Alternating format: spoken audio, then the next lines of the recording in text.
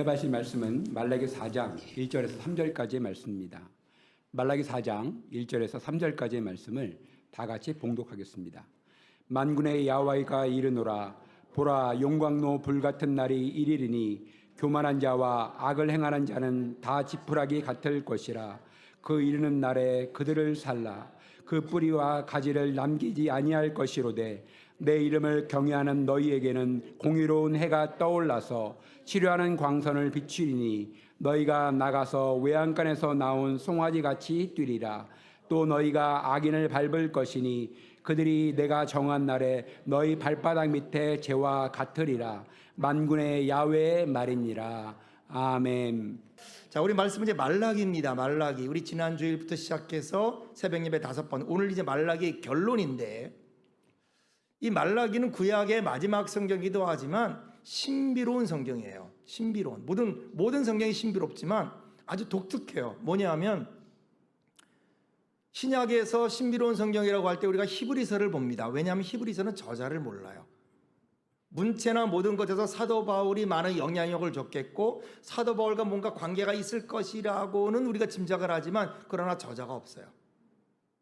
이 말라기라는 게 여러분 한 장만 딱 넘기면은 뭐죠? 아브라함과 다윗에서 선 예수 그리스도의 세계잖아요. 그러니까 구약의 모든 것과 신약을 연결하는 통로입니다. 통로. 이 마지막을 장식하지만 마지막이 아니라 새로운 장을 여는 그런 성경이 말라기입니다.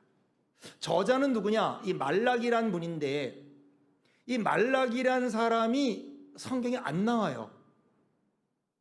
똑같은 사람이라도 보통 이름이 많이 나오거든요. 호세아, 아모스, 이사야, 예레미야. 동명이인의 사람들이 참 많아요. 이스라엘, 유다에도 참 많아요. 근데 이 말라기란 사람은 성경에도 안 나올 뿐 아니라 찾아보기가 어려워요. 말라기. 그래서 어떤 분은 그래요. 이것은 고유명사가 아닐 수도 있다. 사람의 이름이 아닐 수도 있다.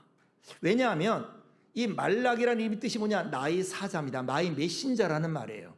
그런데 이 말라기 3장 1절에 보니까 이렇게 성경의 말이 나와요. 만군의 야훼가 이르노라. 보라, 내가 내 사자를 보내리. 이게 말라기예요. 내 사자를 보내리니 그가 내 앞에서 길을 준비할 것이요 또 너희의 구하는 바 주가 갑자기 그의 성전에 임하시리니 곧 너희가 사모하는 바 언약의 사자다. 내 사자, 언약의 사자 같은 말이에요. 말라기 같은 말입니다. 그러니까 나의 사자가 말라기예요. 그러므로 1차적으로는 선지자 말라기가 쓴 것이지만은 그러나 이면적으로 보고 최종적으로 본다면은 누가? 주께서 친히 사자를 보내서 신약을 앞두고 곧 이제 새로운 은혜의 시대를 앞둔 이스라엘 백성들에게 준 메시지. 그러니까 우리로 본다면 이제 우리가 새로운 것을 앞두고 새로운 것을 꿈꾸는 자에게 준 하나님의 메시지. 이게 말라기예요. 굉장히 의미가 있죠. 개인적으로 우리 교회에게 의미가 있는 성경과 메시지가 아닐까 싶습니다. 언제 쓰여졌는가? 이스라엘 백성들이 포로에서 돌아온 다음에 쓰여졌어요. 무엇으로 할 수 있을까요? 1장 8절에 보니까 총독이라는 말이 나와요. 이제 그것을 너희 총독에게 드려보라. 총독이라는 말은 왕이 아닙니다. 그러니까 지금 페르시아의 지배를 받고 있어요. 바사의 지배를 받고 있는 그때라고 할 수 있어요. 두 번째는 말라기 1장 10절에 이렇게 성경에 나옵니다. 만군의 여호와가 말하노라. 너희가 내 제단 위에 헛되이 불사르지 못하게 하기 위하여 너희 중에 성전문을 닫을 자가 있었으면 좋겠도다. 내가 너희를 기뻐하지 아니하며 너희가 손으로 드리는 것을 받지 아니하리라. 성전문, 성전이 나와요. 이스라엘에 성전이 있었죠. 다윗이 준비하고 솔로몬이 준 성전이 있었죠. 그러나 기원전 586년, 587년에 바벨론의 말발굽에 정말 돌을 위에 돌 하나 남지 않을 정도로 다 파괴됐죠. 그런데 언제? 그들이 포로로 돌아온 다음에 스룹바벨 때부터 시작해가지고 성전을 짓죠. 그러니 이 성전이라는 게 있다는 얘기죠. 다시 말하면 지금이 어느 시대다? 포로 이후에 돌아왔을 때다. 그러니까 총독이 있고 성전이 있는 그 시대, 페르시아의 지배를 받고 있지만은 성전이 완성된 그때, 맨 구약의 마지막 시기예요. 그때 성경에 세 가지가 있어요. 세 성경이 그 당시에 지어졌어요. 학개가 있고 스가랴가 있고 말라기가 있어요. 학개, 스가랴, 말라기. 약간 그 시대적으로 시간은 조금 차이가 있지만 어쨌든 거의 동시대 마지막 포로기 시대 때 지어진 성경입니다. 왜 마지막에 학과, 스가랴, 말라기가 있을까? 여러분, 메시지가 똑같아요.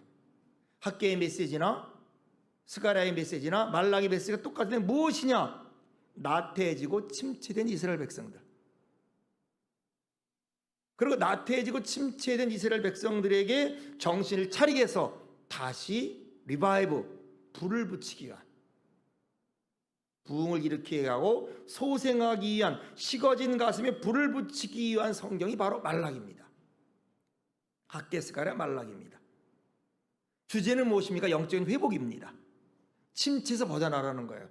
나탐에서 벗어나라는 거예요. 하나님이 원하시고 기뻐한 온전한 그 승리의 삶을 하기 위한 말씀이 말라기입니다.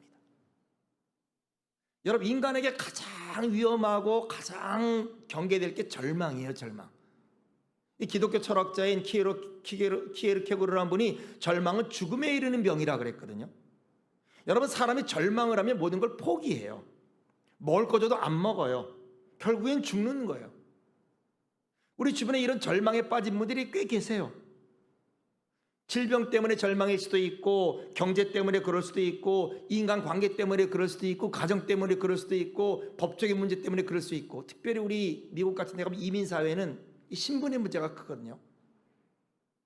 이 신분, 이 불법 체류자라는 이 신분의 문제, 이 법적인 문제가 그로 하여금 절망하게 만드는 많은 것도 있어요. 우리도 여러분 여러 가지 우리 가운데 안 되는 일들이 있잖아요. 그렇게 내가 애쓰고 노력하고 기도하고 발버둥 쳤는데 안 되는 거예요. 안 되는 것. 소위 절망의 구렁텅이라 그래요. 이런 것들이 있습니다. 이거는 우리 힘으로 안 돼요, 여러분. 내가 아무리 나오려고 해도 안 돼요. 꺼내줘야 돼요. 새로운 은혜가 있어야 돼요. 이 구원자, 하나님, 예수 그리스도. 오늘 성경은 그걸 말하는 겁니다. 인간에게는 도저히 풀 수 없는 세 가지 문제가 있습니다. 안 되는, 아무리 써도 안 되고 아무리 피하려고 해도 안 되는 세 가지 문제가 있어요. 첫째는 죄입니다. 여러분, 죄의 문제는 아무리 닦고 또 닦고 결심하고 또 결심해도 안 돼요. 죄는 하나님 만나야 되는 것이죠. 예수 그리스도 안에서만 해결되는 거예요. 이 죄의 문제입니다. 두 번째는 죽음입니다. 생각하기 싫죠. 점점 다가와요. 점점 다가와서 피하고 싶지만은 피할 수 없어요. 피하지만 두렵습니다. 그러나 예수님 만나면 죽음의 소망이 생겨요. 부활의 소망이 있고 영생의 소망이 있습니다. 심판. 여러분, 사람이 심판대 앞에 선다는 것은요, 예수 안 믿는 사람도 알아요. 그러니까 마지막 죽을 때가 되면 내가 어디에 서야 될까? 무언가 어디에 서야 될다는 생각은 드는 거예요.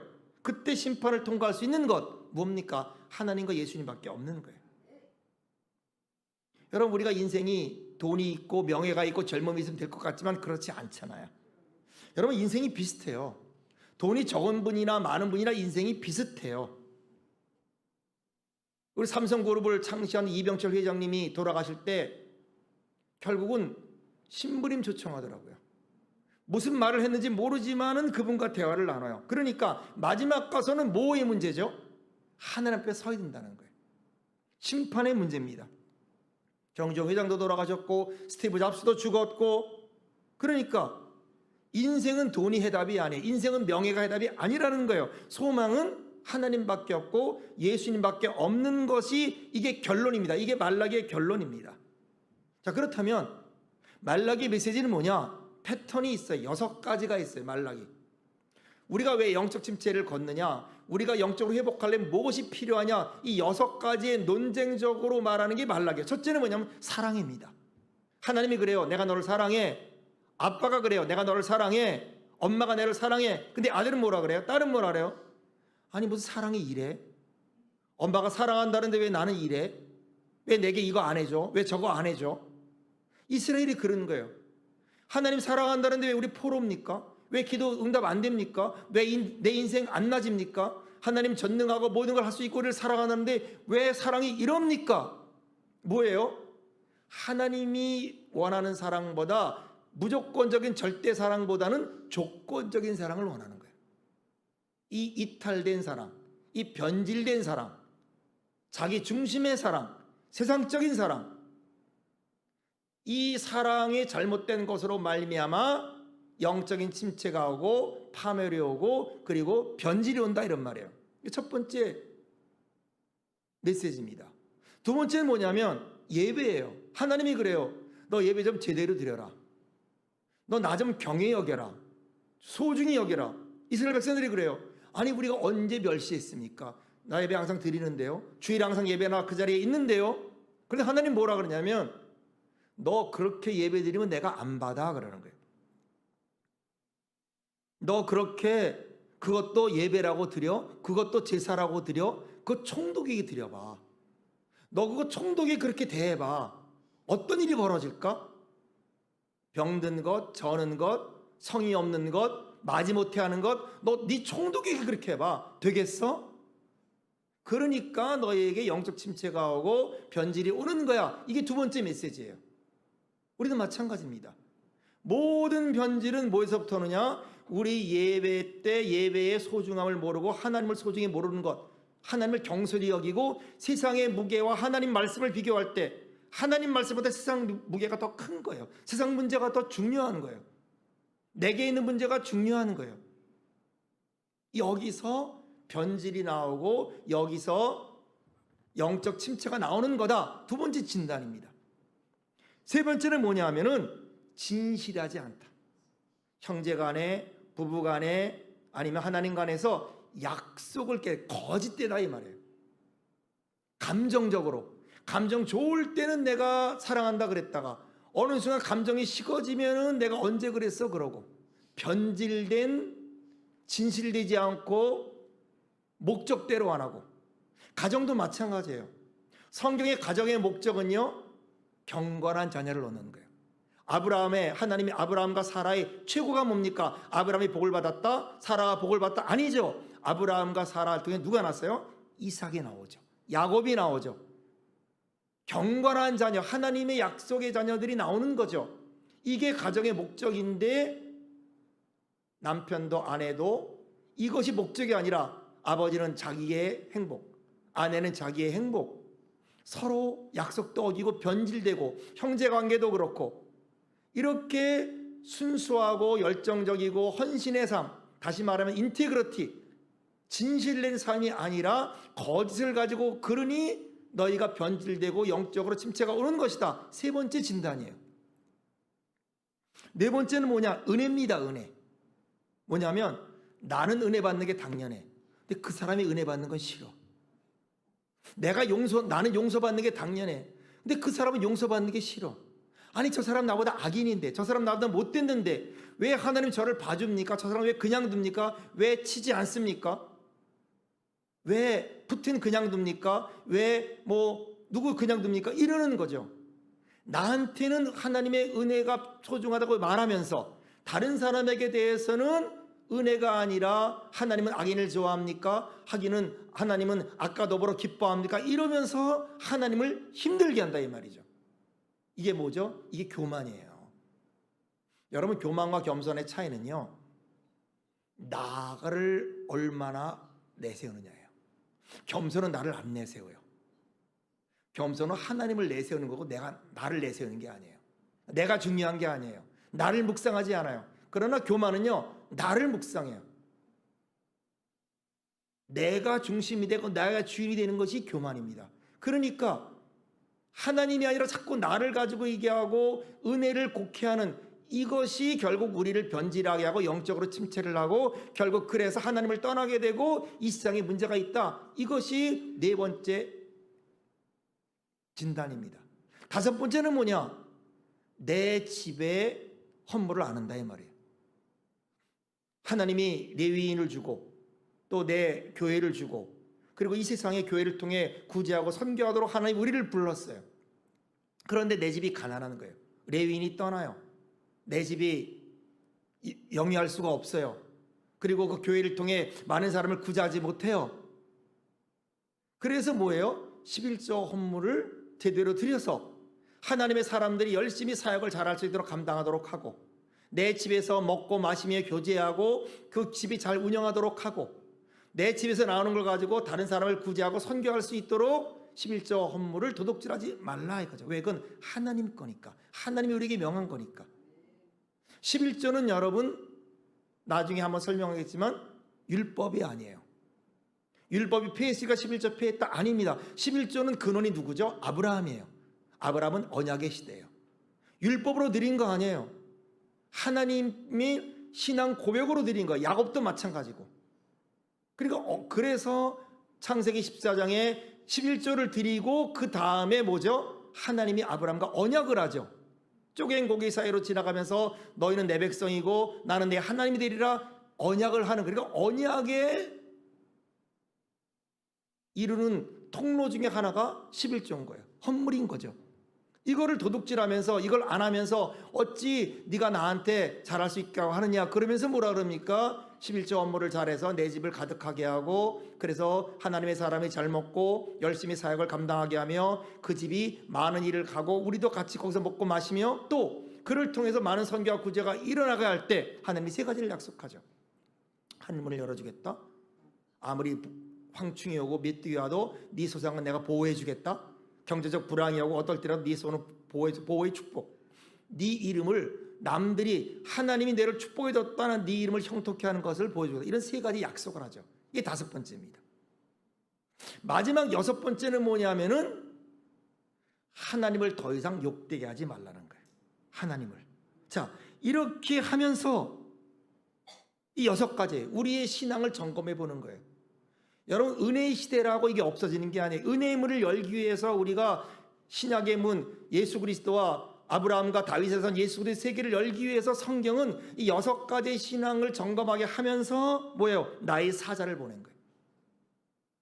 우리는 여러 가지의 질문이 있어요. 여러 가지의 의문이 있습니다. 성식화되어 있어요. 하나님은 우리의 돌 같은 마음, 우리의 겸손하지 못한 마음, 우리의 이기적으로 변한 그 마음을 망치와 정으로 무너뜨리고 다시 은혜로 충만하고 다시 진리로 다시 서게 해서 우리에게 승리를 조구한 것, 여러분 이것이 말라기인 줄로 믿습니다. 그래서 말라기를 보시고 신약을 보세요. 내가 좋아하는 것만 보지 말고 그 전 단계를 보시고 그 다음에 아브라함과 다윗의 자손 예수 그리스도 세계로 들어가시길 축원합니다. 자, 그렇다면 이렇게 여섯 가지를 보고 나서 우리가 돌아서고 우리가 다시 새로 할 때 어떤 은혜가 주어지느냐, 이게 본문의 말씀이에요. 1절에 봅시다. 성경이 이렇게 말합니다. 만군의 야훼가 이르노라. 보라, 용광로 불같은 날이 이르리니 교만한 자와 악을 행하는 자마다 자는 다 지푸라기 같을 것이라. 그 이르는 날에 그들을 살라 그 뿌리와 가지를 남기지 아니할 것이다. 용광로 불이 있어요. 심판의 불이 있어요. 거기에 지푸라기가 들어가면 어떻게 될까요? 순식간에 타버리겠죠. 없어지겠죠. 그러니까 하나님 없는 만족이에요. 하나님 없는 만족. 음행이라는 게 뭐냐? 하나님 없는 만족이 음행이에요. 성경에서. 하나님 없는 만족.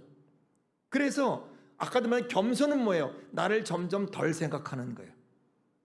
그만큼 겸손하다. 겸손한 사람은 자기를 많이 생각하지 않아요. 교만한 사람은 자기를 많이 생각해요. 왜 나는 인정받지 못할까? 왜 나는 슬플까? 내 자신의 매몰이 돼요. 내 자신의 삶의 무게에 짓눌려요. 왜 나는 이런 문제가 끊이지 않을까? 왜 내 가정은 이럴까? 내 자녀는 이럴까? 자꾸 나를 생각하는 겁니다. 그러나 겸손은 뭐냐면 그 중에서 내가 아니라 하나님을 생각하는 거예요. 하나님이 이를 통해 뭐를 원하실까? 왜 내게 이런 은혜를 이런 일을 주시면서 내게 어떻게 하려고 하나님의 뜻은 무엇일까? 그 일에서 나를 생각하는 게 아니라 하나님의 뜻을 생각하는 것을 성경은 겸손이라고 합니다. 그래서 그렇게 살지 말라는 거예요. 그러니까 겸손은 자꾸 나도 모르게 내 생각을 안 하게 되는 겁니다. 자꾸 하나님을 생각하는 거예요. 왜? 하나님을 중히 여기니까. 인생은 두 가지 인생이 있어요. 하나님을 등진 인생이 있어요. 등졌다는 건 뭐예요? 하나님이 안 보여요. 하나님이 등졌으니 내 눈에는 뭐만 보이니까? 세상만 보이고 사람만 보이고 다른 게 보이는 거예요. 두 번째, 하나님을 향한 인생이 있어요. 하나님을 향한 인생은 누가 보이겠어요? 하나님이 보이죠. 예수 그리스도가 보이죠. 그러니까 주님을 보니까 어떤 일이 벌어집니까? 나를 생각 안 하겠죠. 내 뜻을 생각 안 하겠죠. 하나님 뜻이 자꾸 생각이 나는 거죠. 이게 말라기의 주제입니다, 여러분. 1절은 말하는 거예요. 이렇게 돼서는 안 된다는 거예요. 무너진다는 거예요.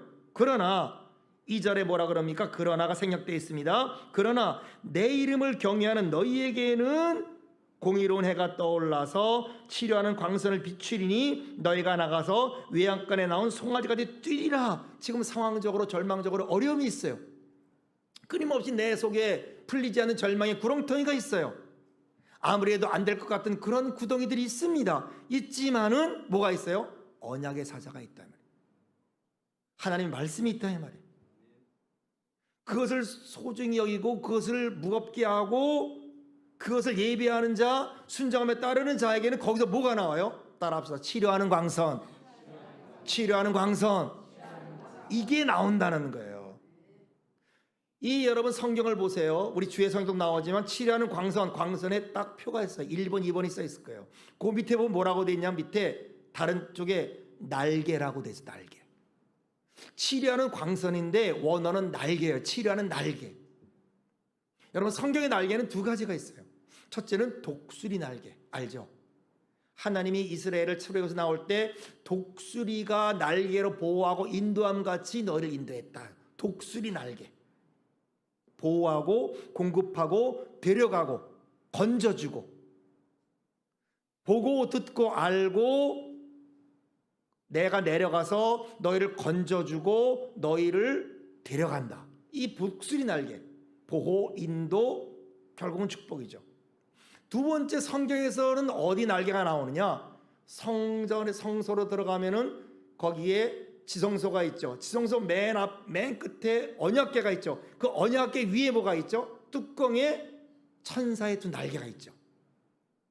그룹 천사의 날개가 있죠. 이 날개 사이에 하나님이 만나주죠. 그러니까 치료하는 광선, 치료하는 날개, 어떤 의미가 있죠? 하나님이 만나주는 은혜, 이런 말이에요. 하나님의 만남이 있다. 하나님 만나면 다 끝나는 거죠. 용서가 있고 죄사함이 있고 축복이 있고 그리고 치유가 있고. 그러니까 거기서 하나님을 만나게 된다. 치료하는 광선은 치료하는 날개, 그런 말이에요. 그것을 공의로운 태양, 그러다 태양, 햇빛. 햇빛이 비치면 여러분 어떤 일이 벌어집니까? 많은 변화가 있죠. 살균 능력도 있고 새롭게 회복되는 능력도 있고. 그러니까 그런 공의로운 햇빛이 뭘로? 치료하는 날개, 치료하는 광선으로 우리에게 임한다, 이런 말이에요. 그러면 어떤 일이 벌어져요? 죄 문제 해결되겠죠. 마음의 아픔이 치유가 되겠죠. 육체적으로 암세포도 사라지겠죠. 우리 영적 문제도 해결이 되겠죠. 그렇게 내가 안 되던 그 어떤 문제도 내가 아니라 하나님의 은혜로 해결될 줄로 믿습니다. 이것이 우리에게 주는 말라기의 축복인 거예요. 이것을 사도 바울은 뭐라 그랬느냐? 이렇게 6가지를 통해서 우리가 하나님을 경외하고 사는 삶을 고린도후서 4장 10절은 이렇게 말해요. 우리가 항상 예수의 죽음을 몸에 짊어짐은 예수의 생명이 또한 우리 몸에 나타나게 하려 함이라. 예수의 죽음, 다시 말하면 내 생각으로 살지 말고 자기를 부인하고 하나님과 동등됨을 취할 것을 여기지 아니하고 끝까지 순종의 삶을 살았던 예수의 죽음, 예수의 삶, 사명에 따라 진리로 바로 선 삶, 자기 십자가로 사는 삶, 하나님을 경외하고 그 말씀을 짊어지고 살면은 어떤 일이 벌어지냐? 치료의 광선, 다시 말하면 예수의 생명이 우리 가운데 나타난다. 예수님의 능력이 우리 가운데 나타난다. 설교를 준비하다가 어떤 분의 간증을 봤어요. 강원도에 있는 어떤 청년의 간증인데 참 불행한 사람입니다. 할아버지가 도박에 빠졌어요. 할머니가 술에 빠졌어요. 이런 집안이에요. 아버지는 그 할아버지 할머니를 보면서 분노에 빠져가지고요, 분노로 인해서 분노 조절이 안 돼. 어머니는 결국 집을 나갔어요. 그러니까 할아버지, 할머니, 아버지, 어머니 완전히 그 속에서 살았어요. 근데 자기도 병이 있어요. 천식이 있어. 비염이 있어. 숨을 못 쉬어요. 답답해서. 더군다나 잠을 못 자요. 그렇게 가위에 눌려요. 잠만 자면 누가 눌러요. 잠만 자면 누가 막 눌러서 숨을 못 쉬겠고 영적인 거죠. 이런 속에 있는 그런 사람이에요. 이 할머니가 절을 가는데 참 재미있죠. 그 절에 가는 어떤 할머니가 그러더래요. 얘 보고 얘 너 교회 가야 돼 그러더래. 참 이상한 일이죠. 절에 갔는데 교회 가래요. 너 교회 가야 나 그런 거예요. 이 아이가 교회를 나왔네. 그래서 하나님을 만났어요. 정말 예수님을 만났어요. 이게 실제 얘기입니다. 그랬더니 어떻게 돼 있죠? 예수님 안에서 치리광선을 나온 거예요. 눌림이 사라졌어요. 잠을 자요. 천식이 사라졌어요. 그래서 이 사람이요 의사가 됐어요. 의대 가서 의사가 됐어요.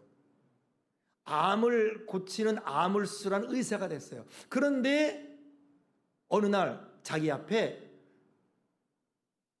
폐암이 걸려서 이제 죽기 일보 직전의 사람인데 이 사람이 자살을 생각하는 거예요. 그때 그가 뭐를 보느냐? 자기를 봅니다. 그래서 그에게 치료하는 광선을 얘기해줘요. 하나님 안에 치료하는 광선이 있다. 그 치료하는 광선을 받으면 네 운명이 바뀐다. 내가 그 증거다. 여러분 이것이 우리의 얘기가 될 줄로 믿습니다. 나의 얘기가 되어야 되는 거예요. 치료하는 강성, 치료하는 날개가 있으면 어떤 속에서도 소생이 되는 거예요. 어떤 환경에서도 이루어지는 겁니다. 이것이 오늘 성경에 말하는 거예요. 그럴 때 어떻게 돼요? 너희가 나가서 외양간에서 나오는 송아지처럼 됩니다. 얼마나 기쁘겠어요. 여러분 미국에는 캐나다로 그 소가요 1, 20마리가 아니고요 한 5천 마리, 10,000마리 이렇게 기르거든요. 그러니까 우리가 생각하는 그런 작은 데가 아닙니다. 그 소를 방목하는데 방목하는 것이 우리 여의도 면적의 한 3배 뭐 이러거든요. 근데 그들이 저녁에 되면요 다 우리로 들어와요. 꽉 가둡니다. 그 카우보이들이 몰아가지고 가둬요. 그리고 문을 딱 닫아요. 그러다 아침이 되면요 문을 탁 열어줘요. 그럼 처음엔요 소들이 어벙벙해요. 그렇지만 문이 탁 열어지고 나올 때 얼마나 그들이 기뻐서 나오는지 아세요? 화르르 나옵니다. 아주 막 그 소리가요 엄청난 거예요. 마찬가지예요. 묶여 있었어요. 여러분 묶여 있는 사람이 자유를 얻을 때의 느낌이 어떨까요? 묶인 자에게 자유. 얼마나 우리 집 많은 묶여 있습니까?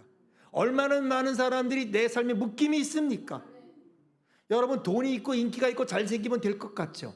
우리가 구하는 게 뭡니까? 돈이 필요합니다. 잘생겼으면 좋겠어요. 인기 있고 명예 있으면 좋겠어요. 여러분 돈 많고 인기 있는 많은 분들이 계시죠? 우리 연예계도 많은 분들이고 배우도 많은 분들이죠. 그런데 그분들 보세요. 다 행복한 거 아니에요 여러분. 마약하죠. 심지어 자살하죠.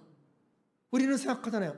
아니 지금 어떻게 뭐가 아쉽다고 다 있는데 잘생겼어요. 명예도 있어. 돈도 있어. 인기도 있어요. 왜 저럴까? 다 가지고 있는데 행복하지 않은 거예요 여러분. 허전한 거예요. 다 갖춘 것 같은데 아닌 거예요. 이게 인생입니다. 예수님 없는 인생은 바로 그런 거예요. 그러나 예수님 만나고 하나님 만나면 진짜 기쁨을 알게 되고 탁 노연함을 당하니 그동안에 묶여있던 것, 그동안에 내가 눌렸던 모든 것들이 자유하게 되니 얼마나 기쁘겠어요. 행복을 느끼게 되고 마음이 상하자 취함을 얻게 되고. 여러분 그 은혜가 있기를 축원합니다. 여러분 악인이 형통하는 게 아니잖아요. 악인이 잘 됩니까? 물론 죽을 때까지 잘 살 수 있어요.